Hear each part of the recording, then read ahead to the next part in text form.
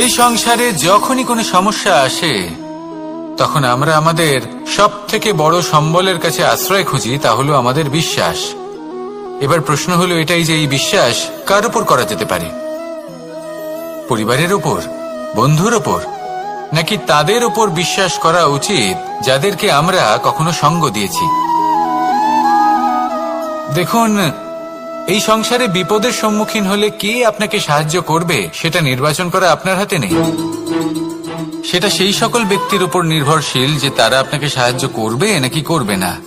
অর্থাৎ যখনই কোনো বিপদ আসে সর্বপ্রথম তার সম্মুখীন আমাদের নিজেকেই হতে হয়, আর তার জন্য প্রস্তুত থাকা প্রয়োজনীয়। সেই শক্তি, সেই সাহস অর্জন করা প্রয়োজনীয়।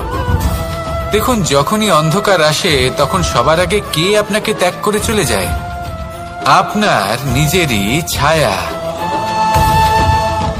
এই অন্ধকারের সম্মুখীন হতে হয় অন্তরের প্রদীপের দ্বারা, অন্তরের আত্মা দ্বারা। তবেই আপনি অন্ধকারের ওপর জয়লাভ করতে পারবেন। সেই জন্য যে বিপদই আসুক না কেন নিজেকে তার জন্য প্রস্তুত রাখা উচিত। সেই সাহস নিয়ে আসুন। এমন কোনো বিপদ নেই যা আপনাকে ভেঙে দিতে পারে। আসুন আমার সাথে ভালোবেসে বলুন, রাধা রাধা। মানুষ সবসময় চায় যে তার জীবনে যেন কখনো কোনো সমস্যাই না আসে। সে চায় তার জীবন যেন শুধুমাত্র শান্তি এবং সুখের দ্বারা পূর্ণ থাকে। কিন্তু এই চাহিদা অনুচিত কিছু নয়। আমরা সবাই এটাই চাই যে জীবনে সুখ থাক, শান্তি থাক। কিন্তু এই কথা সবসময় মনে রাখবেন, যে সূর্য উদিত হন সংসারকে প্রকাশমান করেন, দুপুরবেলায় সংসারকে রৌদ্র প্রদান করেন, সন্ধেবেলায় তাকেও অস্ত যেতে হয়। এবার আমাদের জীবন চক্র কিছুটা এরকমই। কোনো কিছুই চিরকাল একরকম থাকে না। কখনো এই নদীকে দেখুন যা বয়ে চলেছে। এই নদী যা বয়ে চলেছে তার পথেও অনেক বিপদ আসে। বড় বড় পাথরের সম্মুখীন হয়ে তাকেও সামনে এগিয়ে যেতে হয়। একটি পুকুর যা চারদিক থেকে ঘেরা, তার জীবনে কিন্তু কোনো সমস্যা নেই। কিন্তু এই সংসারে পুকুরের পুজো করা হয় না, পুজো করা হয় নদীকে। মনে রাখবেন, সমস্যার ঊর্ধ্বে তিনি উঠতে পারেন যিনি সমাধি লাভ করেছেন, যিনি এই সংসারেই নেই। যিনি এই সংসারে আছেন এবং জীবিত আছেন, তার জীবনের সমস্যা হলো শ্বাসবায়ুর মতোই গুরুত্বপূর্ণ।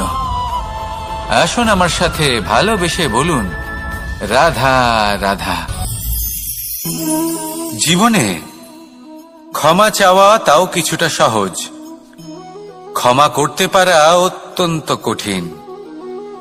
ক্ষমা দুই অক্ষরের এই শব্দ হতে পারে, কিন্তু অত্যন্ত বড় এই শব্দ, অত্যন্ত গুরুত্বপূর্ণ এই শব্দ। কখনো কখনো অন্য কাউকে ক্ষমা করে দেওয়া তাও কিছুটা সহজ কাজ, কিন্তু নিজেকে ক্ষমা করতে পারা অত্যন্ত কঠিন হয়ে দাঁড়ায়। অতীতে যদি আমাদের এমন কোনো ভুল হয় যে কারণে আমরা নিজেকে ক্ষমা করতে পারি না, অনেক সময় এমন কিছু ভুল করে বসি যে বিষয় শুধু আমরাই জানি, কিন্তু আমরা নিজেকে ক্ষমাই করতে পারি না। আর আমাদের বিকাশ সেখানে স্তব্ধ হয়ে যায়। কারণ যদি আপনি ক্ষমা করতে না শেখেন, নিজেকে ক্ষমা যদি না করতে পারেন, তাহলে তা আপনার জীবনের সব থেকে বড় বাধা হয়ে দাঁড়াবে। সেই জন্য জীবনে অবশ্যই শিখুন যে কিভাবে নিজেকে ক্ষমা করতে হয়, আর শিখুন যে আগের করা ভুল আবার কি করে না করা যেতে পারে। এই মন হালকা হবে আর প্রসন্ন হয়ে বলবে, রাধা রাধা। লোভ আপনার অন্তরের আরো একটা শত্রু। দেখতে গেলে এটা একটা শব্দ, একটা সংস্কৃত শব্দ, লব ধাতু থেকে উৎপন্ন হয়েছে। এর অর্থ কিছু লাভ করা। কিছু লাভ করা অনুচিত নয়, আরো কিছু লাভ করাও অনুচিত নয়, কিন্তু সব থেকে বেশি আমি লাভ করব, আমি আরো চাই, আরো বেশি চাই, আরো বেশি পেতে চাই, এটাই হলো লোভ। আর এই লোভ যখন গ্রাস করে তখন আপনি যা পেতে চান, সে ধনই হোক বা মানই হোক, তা অর্জন করার জন্য মানুষ যে কোনো স্তরে পৌঁছে যেতে পারে। যদি মানুষ ধন অর্জন করতে চান তাহলে তার জন্য তারা অধর্মের পথেও চলতে পারেন। যদি সম্মান অর্জন করতে চান তাহলে অন্য মানুষকে ছোটও করতে পারেন। শেষ পর্যন্ত আপনার এটা মনে হতে পারে যে যদি একটু অল্পই প্রাপ্ত করতাম, কিন্তু ভালোবেসে প্রাপ্ত করতাম, এই জীবন আরো অনেক বেশি সুখী হতো। লোভ আপনার জীবনে, আপনার মনে কখন যে প্রবেশ করবে সেটা আপনি জানতেও পারবেন না। তাই এটা চিনতে শিখুন আর তৎক্ষণাৎ জীবন থেকে বাইরে ফেলে দিন। যা কিছু লাভ করতে চান তা ভালোবেসে লাভ করুন, আর সেই ভালোবাসার সাথেই বলুন রাধা রাধা। ধন, সম্পদ, ঐশ্বর্য, মানুষ হয় নিজের সৌভাগ্যের দ্বারা এগুলো লাভ করে থাকেন বা কর্মের দ্বারা। সৌভাগ্য আসলে কি? গ্রহের দশা, যা প্রত্যেক মুহূর্তে বদলাতে থাকে। কর্মের মাধ্যমে যখন আপনি ধন অর্জন করেন, তখন সেই ধন আপনার আগামী প্রজন্ম লাভ করে। সেটা হয় সে ভোগ করে বা তার জন্য তার ভোগান্তি হয়। আর এটা নির্ভর করছে আপনার কর্মের ওপরে। কি কর্ম করেছেন আপনি সেই ধনকে লাভ করার জন্য? যদি আপনি সৎ পথে চলেন, নিষ্ঠা ভরে আপনি কর্ম করে থাকেন এবং তার ফলে আপনি ধন অর্জন করে থাকেন, তাহলে আপনার আগামী প্রজন্ম সেটা ভোগ করবে, সেটা প্রয়োগ করবে নিজের বিকাশের জন্য। কিন্তু যদি আপনি কুকর্ম করে থাকেন, কোন রকম ছলনা করে থাকেন এই ধন লাভ করার জন্য, তাহলে 100% আপনার আগামী প্রজন্মকে এর জন্য ভুগতেই হবে। তাহলে আপনি কি চাইবেন? যে আপনার আগামী প্রজন্ম সুখ ভোগ করবে, নাকি আপনার কুকর্মের পরিণাম ভোগ করবে? নির্বাচন আপনারই। আসুন আমার সাথে ভালোবেসে বলুন রাধা রাধা। আজ আমি আপনাকে একটা ছোট্ট কাহিনী শোনাবো। একবার আমি, রাধা আর দাদা, আমরা তিনজনে মিলে লুকিয়ে একটা উপবনে গেলাম আম পেড়ে খেতে। অনেক পরিশ্রম করে আমরা ওখানে পৌঁছলাম আর আমরা আশ্চর্যচকিত হয়ে গেলাম এটা দেখে যে এবার তো আম পাকেইনি। এবার দাদা কি করলেন, একটা আম পাড়লেন আর সেটা চাখলেন, আর উনি নিরাশ হয়ে পড়লেন। উনি বললেন যে এটা তো খুবই টক। তারপর রাধা একটা আম পাড়লো আর সেটা চেখে দেখল, আর রাধা উৎসাহিত হয়ে পড়ল। আমি রাধাকে জিজ্ঞেস করলাম, কি হয়েছে, তুমি এত উৎসাহিত কেন? তখন রাধা বলল যে এবার এত বেশি টক আম হয়েছে যে এগুলো দিয়ে আমরা আচার বানাবো। তাহলে দাদা ওখান থেকে বেরিয়ে গেলেন নিরাশ হয়ে এবং খালি হাতে। রাধাও ওখান থেকে বেরিয়ে গেল কিন্তু উৎসাহিত হয়ে, আর অনেকগুলো কাঁচা আম সাথে নিয়ে। এর থেকে আমরা কি শিক্ষা পেতে পারি? যে প্রত্যেকটা স্থানে এমন কিছু রয়েছে যেখান থেকে আমরা কিছু একটা শিক্ষা লাভ করতে পারি, যা আমাদেরকে বিকাশের পথে নিয়ে যেতে পারে। এই শিক্ষা প্রত্যেক স্থানে আছে। সবকিছু আমাদের দৃষ্টিভঙ্গির উপর নির্ভর করছে। যখনই আমাদের জীবনে, আমাদের সম্পর্কে কোনো সমস্যা, কোনো বিপদ আসে, তখন বেশিরভাগ মানুষ সেই বিষয় নিয়ে দুঃখী হয়ে পড়েন।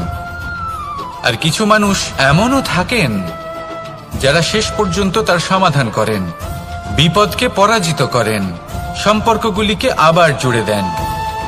যদি আপনি সুখের খোঁজ করেন তাহলে আপনি সুখ অবশ্যই পাবেন, প্রসন্নতা অবশ্যই পাবেন।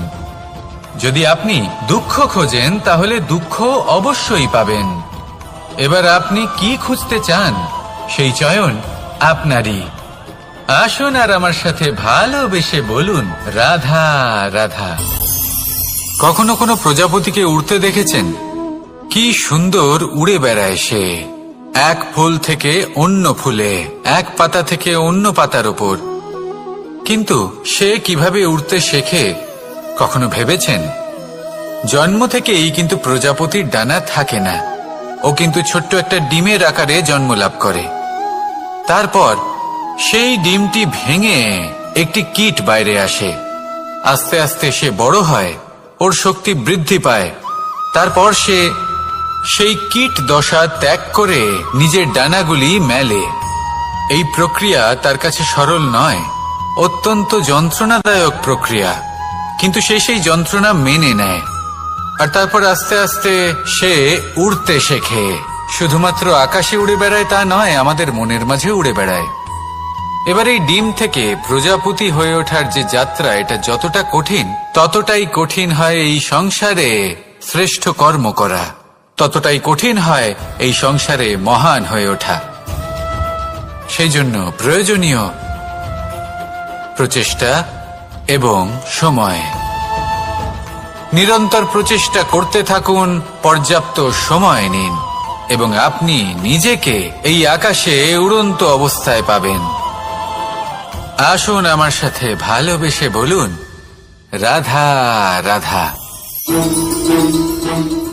রাধা রাধা।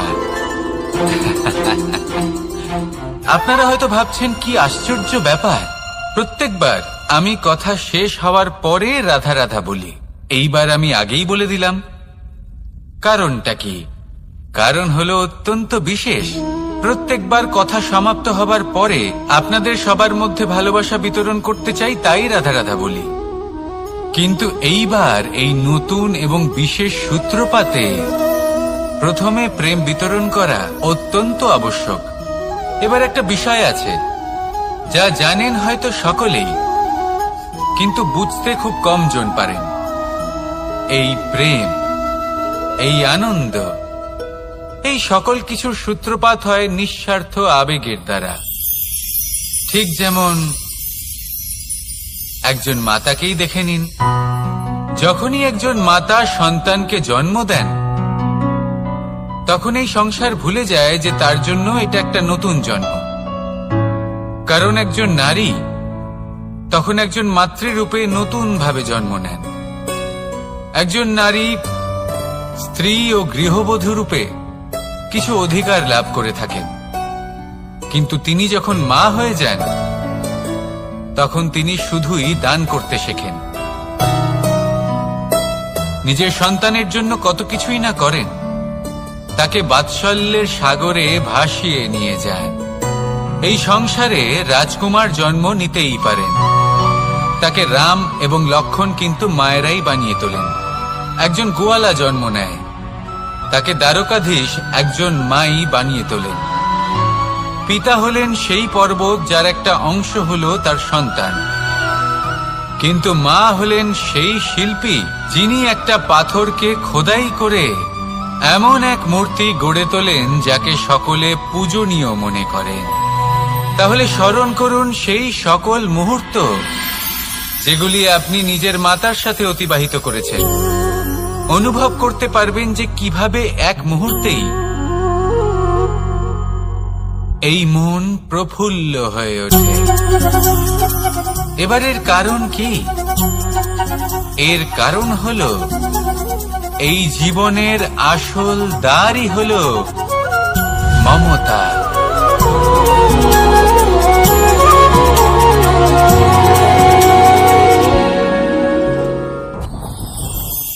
যত শক্তিশালী এই মন, তত শক্তিশালী এই শরীরও।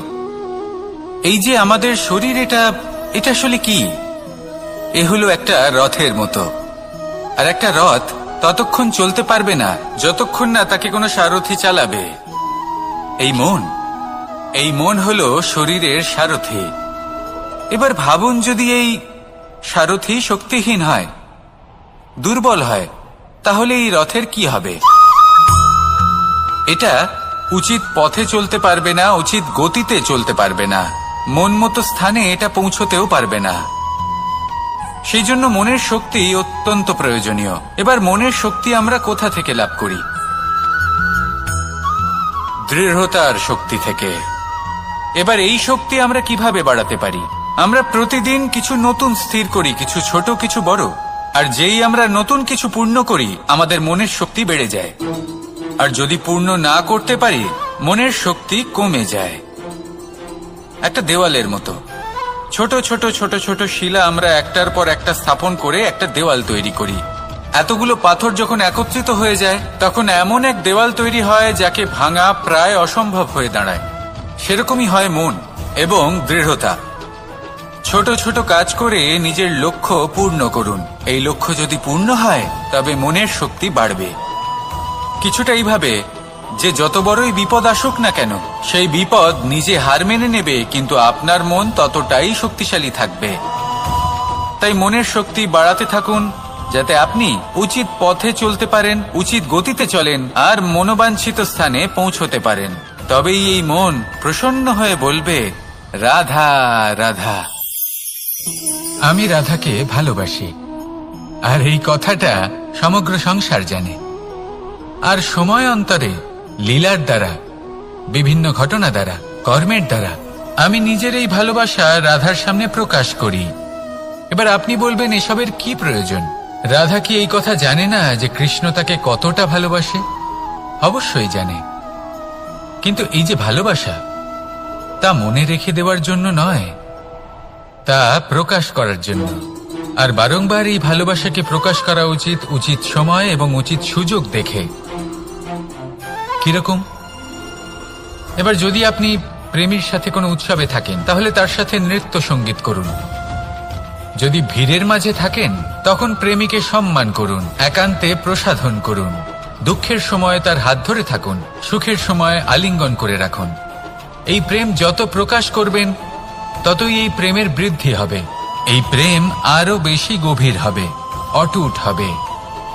তাই এই প্রেমকে মনে নয়, আপনার জীবনে স্থান দিন। মন খুলে প্রকাশ করুন, আর আমার সাথে ভালোবেসে বলুন, রাধা রাধা। মুঠো হাতের শক্তি বেশি, মুঠো খুললেই তা দুর্বল। তা এমন কি থাকা উচিত এই বন্ধ মুঠোয়, যা লাখের সমান? মানসিকতা এবং স্বপ্ন। মানুষ জন্মগ্রহণ করে, তার মানসিকতা সময়ের সাথে উন্নত হয়। মানসিকতা অনুযায়ী সে স্বপ্ন দেখে, আর সেই স্বপ্ন সার্থক করতে সে পরিশ্রম করতে থাকে। কিন্তু খুব গুরুত্বপূর্ণ একটা কথা আছে যা আপনার মনে রাখা উচিত। আপনার এই মানসিকতা, আপনার এই স্বপ্ন, তা যেন আপনার নিয়ন্ত্রণে থাকে। আপনার বন্ধ মুঠোয় যেন এর লাগাম থাকে, আপনি যেন এর প্রভু হন। যদি তা হয়, তবেই আপনি লাভবান হবেন। যদি এরা আপনাকে নিয়ন্ত্রণ করতে থাকে, যদি আপনার মুঠো খুলে যায়, না পথ আপনার নিয়ন্ত্রণে থাকবে, না মানসিকতা থাকবে, না স্বপ্ন নিয়ন্ত্রণে থাকবে। আর যদি তাই হয়, তাহলে আপনি আপনার ভবিষ্যৎ নষ্ট করে ফেলবেন। তাই নিয়ন্ত্রণ করতে শিখুন নিজের বিচার বুদ্ধি, নিজের মানসিকতা, নিজের স্বপ্নকে। নিজের এই স্বপ্ন পূরণ করুন, আর আমার সাথে ভালোবেসে বলুন, রাধা রাধা। আমার কাছে যশোদা মা যেমন, আমার কাছে দেবকী মা যেমন, আমার কাছে ঠিক তেমনই হলেন গোমাতা। এবার ভেবে দেখার বিষয় হলো এটা, যে এই সংসারে অসংখ্য প্রাণী আছে। একজন গাইকে একজন মায়ের মর্যাদা কেন দেওয়া হয়? তাহলে এর অনেকগুলো কারণ আছে। এই গাই অর্থাৎ গোমাতা, এনারা হলেন অত্যন্ত শান্ত, শান্তি প্রিয়, কখনো কারোর কোনো ক্ষতি করতেই পারেন না। গোমাতা যে দুধ নিজের বাছুরকে পান করান, সেই দুধই আমাদেরও দেন। সেই দুধ পান করে আমরা শক্তি লাভ করি। এই দুধ থেকে আমরা মাখন, ঘি, পায়েস, এইসব সুস্বাদু খাবার লাভ করি। গোমাতার গোবর আমাদের জ্বালানি হিসেবে সাহায্য করে, যার ফলে খুব কম সংখ্যক কাঠ ব্যবহার করা যায় এবং বেশিরভাগ জঙ্গল সুরক্ষিত থাকে। গোমাতার গোমূত্র, সেটাও আমাদের কাছে লাভজনক। এর দ্বারা আমরা অনেক রোগ থেকে মুক্তি লাভ করতে পারি। গোমাতা যখন একটি বাছুরকে জন্ম দেন, তখন সেই বড় হয়ে আমাদের ক্ষেত কর্ষণ করে। সেই জন্য গাইকেও জীবনে মায়ের মর্যাদা দেবেন। যতটা সম্ভব তাকে সেবা করুন এবং ভালোবেসে তাকে পালন করুন। এই মন নিজে থেকেই প্রসন্ন হয়ে বলবে, রাধা রাধা। চলতে থাকা, থেমে যাওয়া, বিশ্রাম নেওয়া, তারপর দম নিয়ে পুনরায় দাঁড়িয়ে পড়া, আর তারপর আবার সেই পথ চলা।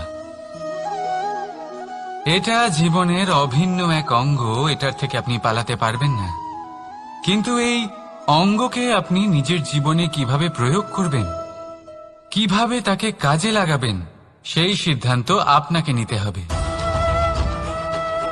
যারা হেরে যান তারাও জীবনে থমকে যান, আবার যারা জেতেন তারাও দাঁড়িয়ে পড়েন।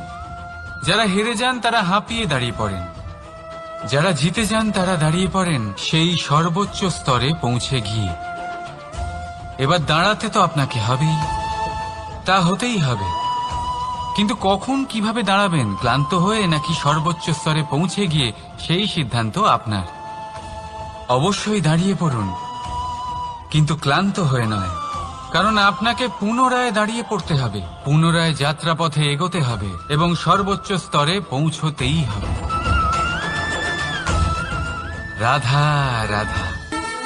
স্বপ্ন, আমরা জীবনে স্বপ্ন দেখতে থাকি, সেটা পূরণ করার পূর্ণ প্রয়াস করে থাকি, কিন্তু এই স্বপ্ন পূরণ না হওয়ার পরিস্থিতিতে আমরা ভেঙে পড়ি, ছিন্ন বিচ্ছিন্ন হই।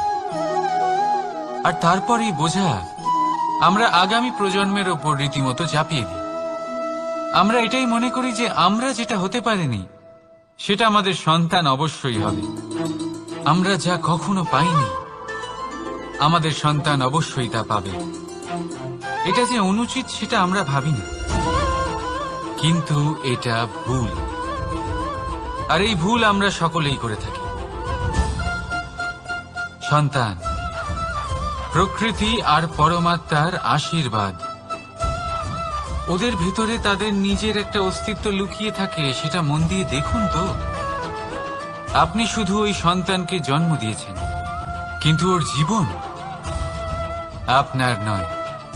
তাই নিজের সন্তানের সাথে থাকুন, সময় কাটান, ওদেরকে ভালোবাসুন, সবসময় প্রেরণা দিন, কিন্তু প্রেরণা দিন ওর নিজের অস্তিত্বকে বাড়ানোর জন্য, ওর নিজের স্বপ্ন পূরণ করার জন্য, আপনার স্বপ্ন পূরণ করার জন্য নয়। ওদের অস্তিত্বকে পূর্ণাঙ্গে বৃদ্ধি পেতে দিন। রাধা রাধা। এই পুকুর দেখছেন আপনি? পুকুরের জল কখনো প্রবাহিত হয় না, একই স্থানে জমে থাকে, আর সেই কারণে কিছুদিন পর ময়লা হতে শুরু করে। কিন্তু তাও আমরা একে ত্যাগ করি না, আমরা তবুও একে পুজো করি। শুধুমাত্র এই কারণে নয় যে অতীতে সে আমাদের তৃষ্ণা মিটিয়েছে, কিন্তু এই কারণেও যে যদিও বা সে ভবিষ্যতে আমাদের তৃষ্ণা না মেটায়, কিন্তু প্রয়োজন হলে আগুন অবশ্যই নেভাতে পারে। ঠিক সেই রকমই হয় আমাদের সম্পর্ক, সম্পর্ক যা আমরা বহু বছর পরিশ্রম করে তৈরি করি, যে দরকার পড়লে আমাদের সহায়ক হয় কোনো না কোনোভাবে। সেই জন্য সম্মান করতে শিখুন এই সম্পর্কগুলিকে, শিখুন এই সম্পর্কগুলিকে অটুট রাখতে। কথায় কথায় এই সম্পর্কগুলিকে ভেঙে দিতে শিখবেন না। রাধা রাধা। বিষ, এই শব্দটা শুনলেই মনে অনেক কল্পনা জন্ম নেয়। কল্পনা অসহ্যকর তিক্ততা, কল্পনা অত্যন্ত বেদনাদায়ক মৃত্যু।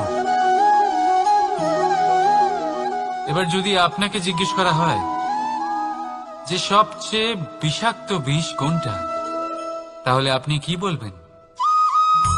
কেউ বলবে সর্পের বিষ, কেউ বলবে কাঁকড়া বিছের, কেউ বলবে কালকিউটের বিষ। কিন্তু না, এই সমস্ত রকম বিষ সেই বিষের সামনে টিকতে পারবে না যাকে আমরা বলে থাকি কানের মধ্যে ঢালা বিষ। শুনতে অত্যন্ত মিষ্টি, কিন্তু তিক্ততায় অত্যন্ত বিষাক্ত। পেটের মধ্যে যাওয়া এই বিষ শুধুমাত্র একটি মানুষের মৃত্যুর কারণ হয়, কেবল একটি।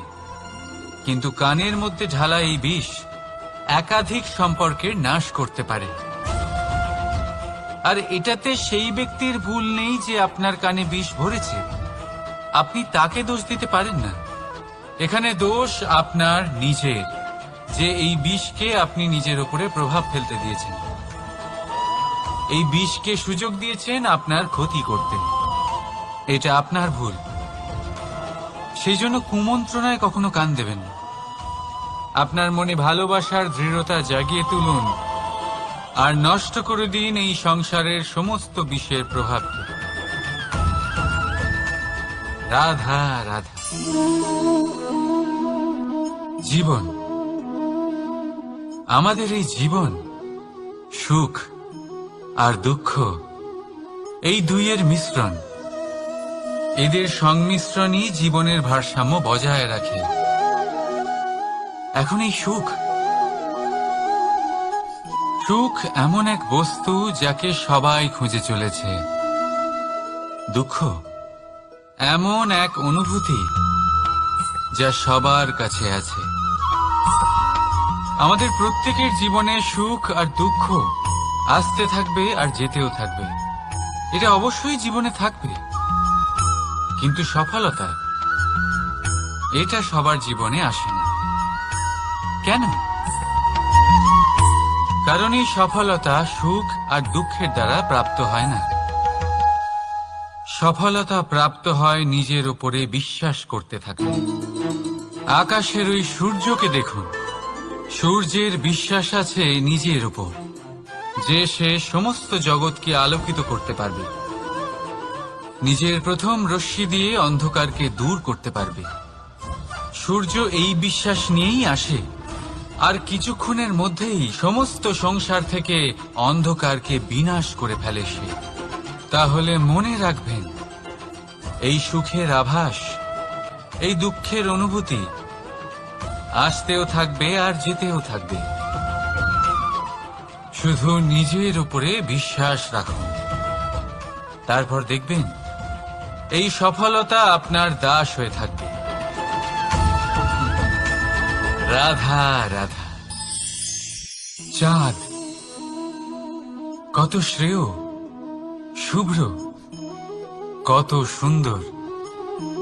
কিন্তু যদি আপনি মনোযোগ সহকারে দেখেন তাহলে দেখবেন এই চাঁদেও দাগ আছে। আর এই দাগগুলি থাকার কারণে কি এই চাঁদের মাহাত্ম্য কখনো কমে যায়? কখনো নয়। এর কারণ হলো চাঁদের নিরন্তর চেষ্টা। একবার এই আকাশে দেখুন, এই অন্ধকার সবসময় চেষ্টা করে চাঁদকে ঢেকে দেওয়া, কিন্তু এই চাঁদ সবসময় এই অন্ধকারের সাথে লড়াই করতে থাকে। অমাবস্যা থেকে শুরু করে চাঁদের এই যাত্রা পূর্ণিমা অবধি পৌঁছেই যায়। আর তাই এই চাঁদের পুজো করা হয়। এই কারণে এই চাঁদকে মাহাত্ম্য দেওয়া হয়। এইভাবেই যদি আপনার মধ্যে কোনো দোষ থাকে, কোনো খারাপ কিছু থাকে, তাহলে সেটা কোনো বড় ব্যাপার নয়। চেষ্টা করুন সেটাকে শুধরে নেওয়ার, কিন্তু সেই কারণে নিজেকে খারাপ মনে করা এটা অনুচিত। নিজের ভুলগুলো, নিজের দোষগুলো, নিজের খারাপ দিকের কথা ভুলে আপনি এই সংসারের ভালোর দিকে প্রস্থান করেই দেখুন না। আপনি দেখবেন আপনার অন্তরের তেজ ঠিকরে বেরোচ্ছে। রাধা রাধা। এই পিঁপড়েদের দেখছেন আপনি? সবাই একই রকমের। এদের মধ্যে তফাৎ খুঁজে বার করা অসম্ভব। মনে হয় যেন ওদের আলাদা আলাদা অস্তিত্বই নেই। কিন্তু যদি আপনি মন দিয়ে দেখেন তাহলে দেখবেন প্রতিটা পিঁপড়ের আলাদা কাজ নির্ধারিত।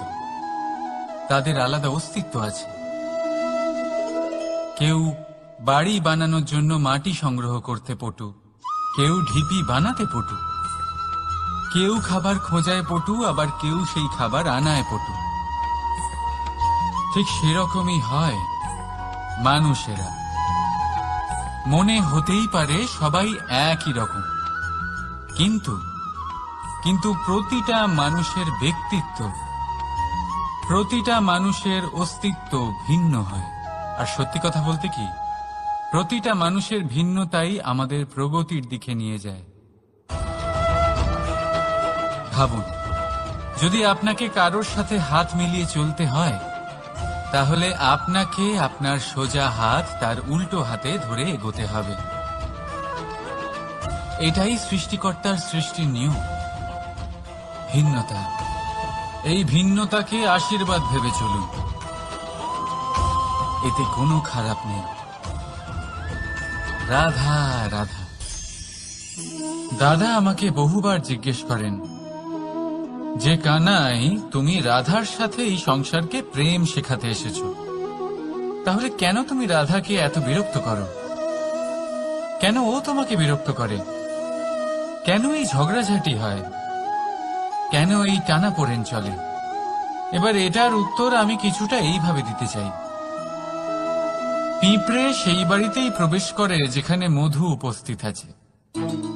যদি আপনার বাড়িতে মধু থাকে, কোনো মিষ্টি জিনিস থাকে, মিষ্টত্ব থাকে, তাহলে পিঁপড়ে সেখানে অবশ্যই প্রবেশ করবে। ঠিক এইরকমই হয় আমাদের সম্পর্ক। এর মধ্যে ছোটখাটো ঝগড়াঝাটি, টানাপোড়েন, রাগ করা, মন ভাঙানো, এই সব তো চলতেই থাকে, বিশেষ করে সেই সম্পর্কগুলিতে যেখানে মিষ্টত্ব আছে। মনে রাখবেন, যেই সম্পর্কে কোনো খুনসুটি নেই, রাগ করা, মান ভাঙানো নেই, কোনো ছোটখাটো ঝগড়াঝাটি নেই, সেই সম্পর্ক শুধুমাত্র মস্তিষ্ক দিয়ে পালন করা হচ্ছে, মন থেকে নয়। তাই মন থেকে ভালোবাসতে শিখুন। আর এই ছোটখাটো ঝগড়াঝাটির, এই অম্ল মধুর খুনসুটির আনন্দ উপভোগ করুন, কারণ এতেও ভালোবাসা আছে। রাধা রাধা। এই পুস্তক বড়ই কাজের জিনিস। কাহিনী হোক, কবিতা হোক, স্মৃতি হোক, এতে যাই লিখে দেবেন তা ভবিষ্যতের পুঁজি হয়ে যাবে। কিন্তু যদি কখনো এমন হয় যে এই পুস্তক ময়লা হয়ে যায়, বা যদি কোনো পাতায় আপনি ভুল করে কালি ফেলে দেন, বা কোনো বাক্য লিখতে গিয়ে আপনি ভুল করে ফেলেন, তাহলে আপনি কি করেন? সেই পুস্তক কি আপনি তুলে ফেলে দেন? না, তাই তো। শুধু একটা পাতা ছিঁড়ে ফেলেন, যাতে সেই পুস্তক সঠিক থাকে, সুন্দর হয়ে ওঠে। এই পুস্তকের মতোই হয় আমাদের সম্পর্ক। তার সেই এক পাতা, একটা ভুল। তাই যে কোনো সম্পর্কে যদি কারোর কোনো ভুল হয়ে গিয়ে থাকে, তাহলে সেই ভুলকে সম্পর্ক থেকে দূরে করা সঠিক হবে। সেই ভুলকে ভুলে যাওয়াই সঠিক হবে। সেই সম্পর্ক ভাঙা নয়, সেই সম্পর্ক সামলে রাখুন। কারণ ভুল তো সবার দ্বারা হয়। যদি এরকম করেন, তবেই জীবনরূপী পুস্তক আরো সুন্দর হয়ে উঠবে। একে অপরকে ক্ষমা করতে শিখুন, একে অপরের ভুলকে ভুলে যেতে শিখুন।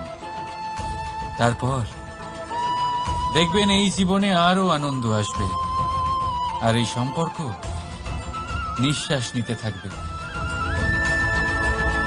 রাধা রাধা।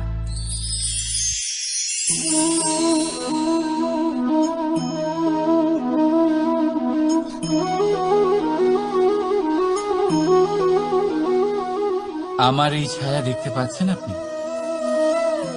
প্রকাশের স্রোত যখন মধুর আর দূরে থাকে, তখন এই ছায়া লম্বা হয়ে যায়। কিন্তু যেই প্রকাশের স্রোত মাথার উপরে চলে আসে, এই ছায়ার আকার ক্রমশ ছোট হতে থাকে, আর অন্ধকারে তো এই ছায়া বিলুপ্ত হয়ে যায়। কিছুটা এরকমই হয় আমাদের অহংকার। সুখের আগমন হলে, বৈভবের উপলব্ধিতে এটা বাড়তে থাকে। কিন্তু যেই সংকটের তাপ বেড়ে ওঠে, অহংকার ছোট হতে থাকে। আর যখন সংকটের এই অন্ধকার আমাদের চারিদিক থেকে ঘিরে ধরে, তখন এই অহংকার আমাদের ছায়ার মতোই বিলুপ্ত হয়ে যায়। তাই সেই কারণে আপনার জীবনে সংকটের আগমন আপনার অহংকার নষ্ট করেই দেবে, কিন্তু তার জন্য সংকটের অপেক্ষা কেন করবেন? এই অহংকারকে বাড়তেই দেবেন না, উৎপন্ন হতেই দেবেন না। বিবেকের সুতো দিয়ে বেঁধে রাখবেন একে। দেখুন, আমি শ্রেষ্ঠ, এটা বিশ্বাস করতে কোনো আপত্তি নেই। কিন্তু শুধুমাত্র আমি শ্রেষ্ঠ, আর কেউ নয়, এই আত্মসম্মান নয়, এ হলো অহংকার। আর অহংকার আর কিছুই নয়, শুধু পতনের দিকে প্রথম পদক্ষেপ। আর এই জীবনে পতনের দিকে নয়, প্রেমের দিকে এগিয়ে যান। আর আমার সাথে ভালোবেসে বলুন, রাধা রাধা। আপনি কি কখনো ফলে ফুলে পরিপূর্ণ বৃক্ষ দেখেছেন? তার ডালগুলো কিরকম স্বাধীনভাবে বেড়ে ওঠে, কিন্তু যদি এই ডালগুলো মূলের সাথে ঠিকভাবে যুক্ত না থাকে, সেই বৃক্ষের মূলগুলি গভীর না হয়, তাহলে কি হবে? তাহলে কি সে সেই সব সুবিধা পাবে? কখনোই নয়। সেই বৃক্ষের ডাল পড়ে যাবে, সেই বৃক্ষ ভূমিষ্ঠ হয়ে যাবে। ঠিক সেইভাবেই চিন্তা ভাবনার স্বাধীনতার আনন্দ আপনি তখনই আস্বাদন করবেন যখন আপনার শিক্ষা গভীর হবে। তাই স্বাধীন থাকুন দৃষ্টিভঙ্গিতে, কিন্তু যুক্ত থাকুন শিক্ষার সাথে। রাধা রাধা। সমাজ, আমরা এই সমাজে বাস করি আর বহুবার একটা গুরুত্বপূর্ণ কথা ভুলে যাই। এই সমাজ আমরা সকলে মিলে তৈরি করি। সমস্ত সময় কাটিয়ে দিই এইটা ভাবতে ভাবতে যে এই সমাজ কি ভাববে, আমার কি করা উচিত, আমার কি ভাবা উচিত, কি পড়া উচিত, কোনটা সঠিক কোনটা ভুল। যদি আমি এটা করি তাহলে কয়েকজনের এটা মনে হবে না তো যে আমি খারাপ, যখন আমি তা নই। মনে ভয় উৎপন্ন হয় সেই কয়েকজন মানুষের জন্য। তার কারণ হলো আমরা আমাদের মনের কথা শুনতে পাই না, না শুনতে পারি, না বলতে পারি, আর না করতে পারি। সেই কয়েকজন মানুষের ভয় আমরা খারাপের বিরোধিতা করা ছেড়ে দিই। কিন্তু কখনো নিজেকে জিজ্ঞেস করুন, শেষ পর্যন্ত কারা এই কয়েকজন মানুষ? এই সংসারে প্রতিটি মানুষেরই নিজের আলাদা আলাদা ব্যক্তিত্ব আছে, আলাদা দৃষ্টিভঙ্গি আছে। তাই যদি আপনি এটা ভাবেন যে আপনি সবাইকে খুশি করতে পারবেন, তাহলে আপনি ভীষণ বড় ভুল করছেন। জীবনে কর্ম তাই করুন যাতে আপনার অন্তরাত্মা সন্তুষ্ট হয়। আর অন্তরাত্মা সন্তুষ্ট তখনই হবে যখন আপনার কর্ম শুভ হবে। তাই নিজের মনের কথা শুনে এই সংসারে শুভ কর্ম করতে থাকুন, তবেই এই সংসারের কর্মে আপনি সার্থক হবেন। রাধা রাধা। এই পাতাকে দেখুন, কত কোমল, কত শীর্ণ। যদি এর উপরে একটুও জোর খাটান, বেঁকে যাবে। পাতা তো এরকমই হয়, একটু জোর খাটালেই তা বেঁকে যায় এদের নমনীয়তার জন্য। কিন্তু ওদের এই নমনীয়তার জন্য ঝড়ে বিপর্যয়ে ওরা ভেঙে পড়ার থেকে বেঁচে যায়। যদি এদের বদলে কোনো দৃঢ় বৃক্ষ হয়, তখন হাওয়ার তীব্র গতি সে সহ্য করতে পারে না, তার সম্মুখীন হতে পারে না, ভেঙে পড়ে যায় সে। ঠিক সেই রকমই হয় আমাদের সম্পর্ক। যদি এর মধ্যে সেই নমনীয়তা না থাকে, অহংকারের দৃঢ়তা থাকে, সেই সম্পর্ক নষ্ট হয়ে যায়।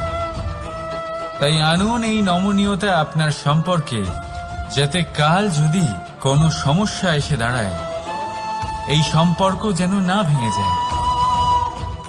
একবার ওই আকাশের দিকে তাকান, সূর্য চন্দ্রকে দেখে নত হয়ে যায়। আর আমরা তো সাধারণ মানুষ, তাই সম্পর্ক নিচু করবেন না, সম্পর্কের সামনে নত হতে শিখুন। রাধা রাধা।